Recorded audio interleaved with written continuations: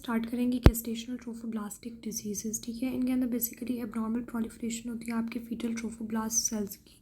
अब trophoblast sales क्या होते हैं, जैसे कि आपने एम्ब्रियो में पढ़ा था कि जब आपका एग और आपका स्पर्म जो है वो मिलता है तो वो बनाता है आपका फर्टिलाइज्ड ओवम। ठीक है, जो कि आगे जिसकी 2 सेल स्टेज आती है, 4 सेल स्टेज आती है, 8 सेल स्टेज आती है, 16 सेल स्टेज आती है, 32 सेल स्टेज पे उसको हम कहते हैं ब्लास्टोसिस्ट। ठीक है, जो ब्लास्टोसिस्ट होता है ना, बेसिकली उसने जाके इम्प्लांट करना होता है आपके एंडोमेट्रियल एपिथेलियम के अंदर। ठीक है, ब्लास्टोसिस्ट में बेसिकली क्या होता है, ब्लास्टोसिस्ट में let me show you, blastocyst में क्या होता है कि जो आपके सेल्स होते हैं वो कुछ इस तरह पेरिफ्री पे अरेंज होंगे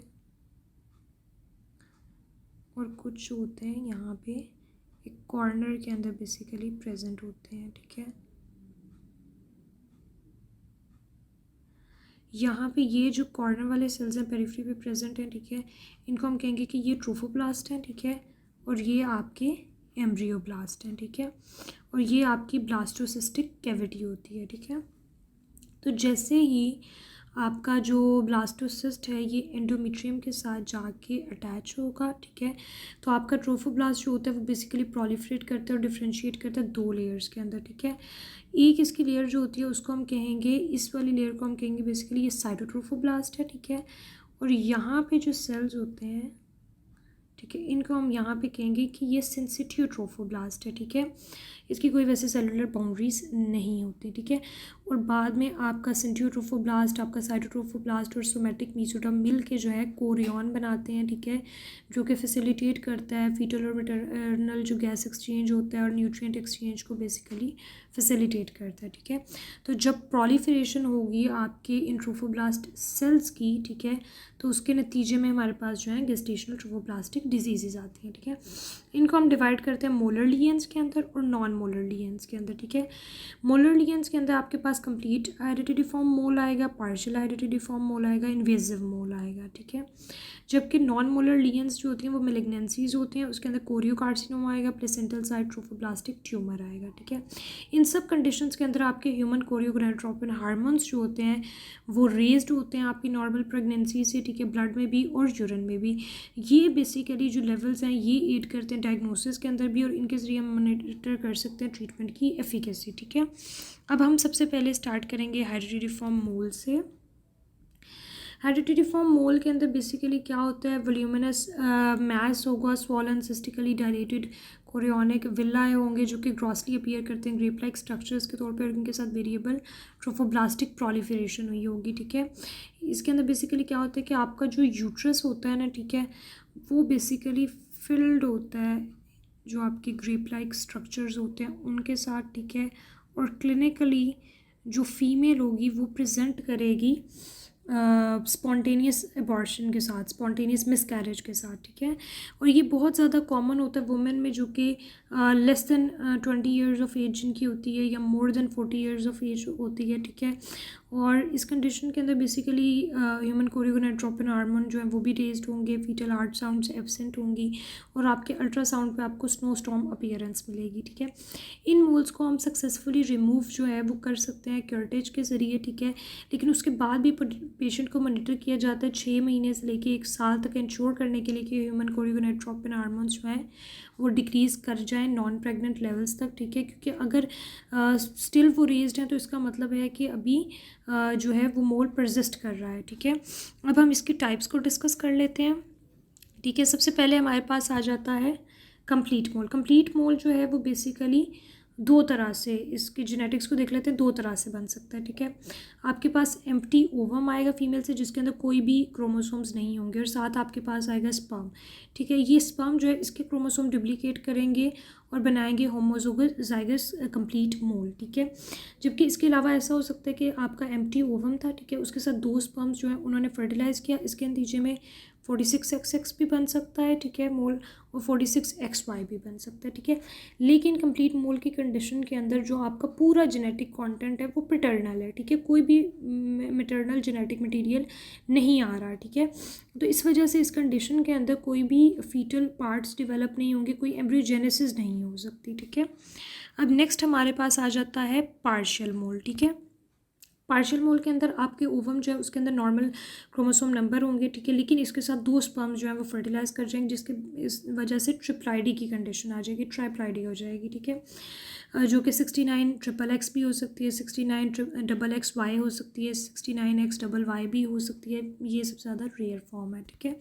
इसके अंदर चूँकि दोनों एग और स्पर्म के जो है वो प्रेजेंट हैं, जेनेटिक मटेरियल दोनों के क्रोमोसोम नंबर प्रेजेंट हैं, ठीक है, तो इस वजह से इसके अंदर कुछ फीटल पार्ट्स भी डेवलप कर सकते हैं और एम्ब्रियोजेनेसिस जो है अर्ली स्टेज पे वो हो सकती है, ठीक है। अब नेक्स्ट हम इनके डिफरेंसेस देख लेंगे। जेनेटिक्स में वही एम्प्टी ओवम कंप्लीट मोल के केस में फर्टिलाइज करेगा 2 स्पर्म से, जिसके नतीजे में डिप्लॉयड सेल्स बनेंगे जो कंटेन करेंगे सिर्फ पैटर्नल क्रोमोसोम्स, ठीक है, जबकि पार्शियल मोल के नतीजे के अंदर नॉर्मल ओवम फर्टिलाइज करेगा 2 स्पर्म्स के साथ और ट्रिप्लॉइड कैरियोटाइप आपके पास आएगी, ठीक है। कंप्लीट मोल के केस के अंदर 46XX 46XY आ सकता है ट्रिप्लॉइड, पार्शियल मोल के केस के अंदर आएंगे, ठीक है, 69 डबल XY या 69 ट्रिपल X या 69 X डबल Y, ठीक है। कंप्लीट मोड में एम्ब्रियोजेनेसिस नहीं होगी, ठीक है, पार्शियल के अंदर अर्ली एम्ब्रियो फॉर्मेशन हो सकती है, इसमें फीटल टिश्यू नहीं होंगे, इसमें प्रेजेंट होंगे। इसके अंदर विलस एडिमा जो है, सब विलाए जो है कोरियोनिक जो विलाए होते हैं, ठीक है, कोरियन के अंदर इस तरह से विलाए जो हैं वो प्रेजेंट होते हैं, जिनके अंदर कैपिलरीज जो होती हैं वो प्रेजेंट होती हैं, ठीक है, maternal and foetal blood exchange के जो कि करवाती हैं, ठीक है, मदर और फीटस के दरमियान जिनके ज़रिए ब्लड एक्सचेंज होता है, न्यूट्रिएंट्स एक्सचेंज होते हैं, गैसेस एक्सचेंज होती हैं, ठीक है। तो ये बेसिकली जो विलाएँ हैं उनका एडीमा जो है कंप्लीट मोल के अंदर सब विलाए का होगा, पार्शियल के अंदर कुछ विलाए का होगा। ट्रोफोब्लास्टिक प्रोलिफरेशन की बात करें तो कंप्लीट मोल के केस में डिफ्यूज सर्कमफ्रेंशियल प्रोलिफरेशन होगी around the hydropic villi. Hydropic villi means oedematous villi, ठीक है, जबकि पार्शियल के अंदर फोकल प्रोलिफरेशन होगी अराउंड द हाइड्रोपिक विलाए, ठीक है। इसके अंदर सीरम और tissue human choriogonadotropin hormones complete mole में एलिवेटेड होंगे, ठीक है, रेज्ड होंगे, जबकि पार्शियल के अंदर लेस एलिवेटेड होंगे, ठीक है। जबकि रिस्क जो होता है कोरियो कार्सिनोमा का वो 2% होता है कंप्लीट मोल की कंडीशन में, और पार्शियल मोल में रेयर होता है। आपका कंप्लीट मोल के ज़्यादा चांसेस होते हैं कि वो प्रोग्रेस कर जाए कोरियो कार्सिनोमा के अंदर, ठीक है। अब नेक्स्ट हम इसकी मॉर्फोलॉजी देख लेते हैं, ठीक है। हेरिडिटरी फॉर्म मोल जो है ग्रॉसली अपीयर करता है कि यूट्राइन कैविटी आपकी जैसे कि बताया था एक्सपैंड हुई होती है, डेलिकेट फ्राइबल मैस होंगे, thin wall translucent cystic grape like structure से कंसिस्ट करेंगे, स्वॉलन एडिमेटस विलाए, ठीक है। कंप्लीट मोल में हम देखें तो इसके अंदर बेसिकली हाइड्रोपिक स्वेलिंग हुई होती है, पोरली वैस्कुलराइज्ड कोरियोनिक विलाए की विद लूज मिक्सोमेटस यानी कि जिलेटिनस एडिमेटस स्ट्रोमा होगा, ठीक है, जबकि कोरियोनिक एपिथेलियम जो है उसके अंदर वो शो करेगी प्रोलिफरेशन दोनों साइड ट्रोफोब्लास्ट की भी और सिंटियोट्रोफोब्लास्ट की भी, ठीक है। जबकि पार्शियल मोल के अंदर सिर्फ एक सबसेट ऑफ विलाए जो है उसका एडिमा होगा, ट्रोफोब्लास्टिक प्रोलिफरेशन भी फोकल और स्लाइड होती है, और कुछ फीटल सेल्स जिसमें फीटल रेड सेल्स से लेके इवन जो है फुली फॉर्म फीटस भी आपको पार्शियल मोल की कंडीशन में मिल सकता है, ठीक है। अब नेक्स्ट हम चलते हैं इन्वेजिव मोल की तरफ, ठीक है।